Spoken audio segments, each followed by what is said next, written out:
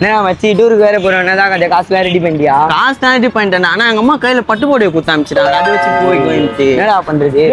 டூருக்கு போற சாய்பட்டு centre packet பாக்கலாமா? சொல்றா என்னடா தம்பி? பட்டு போடு எடுத்துட்டு வந்துக்கிறேன்னா கிரிட்டுலாம் வரல. எங்க அம்மா கொடுத்து அனுப்பிச்சாங்க. எங்க எடுங்க பாக்கலாம். என்ன படம் பட்டு தானா இல்ல வேற என்ன சில்கா?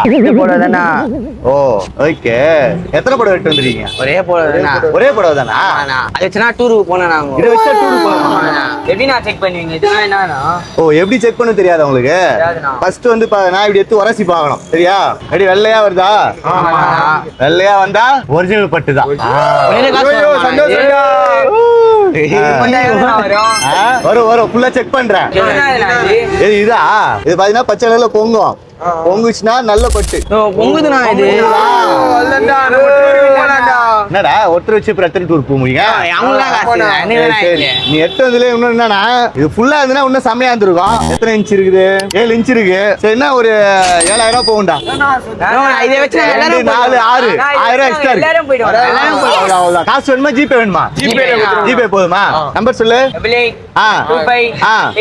ஓகே காசு வந்துச்சா பாரு. போயிடு. வந்துச்சா?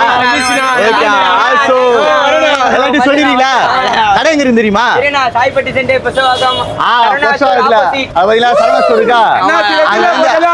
தெரியும். அப்படியே பாத்தீங்கன்னா ஆயிஷா இருக்கும். ஆப்போசிட்ல ஆயிஷாக்கு அப்படியே ஆப்போசிட்ல சொல்லி உங்க கடைக்கு ஜனத்தை சேகரும். சாய் நீங்களும் வாங்க வந்து வாங்கிட்டு போங்க. சாரி கொடுத்துட்டு போயிட்டு காசை வாங்கிக்கோங்க.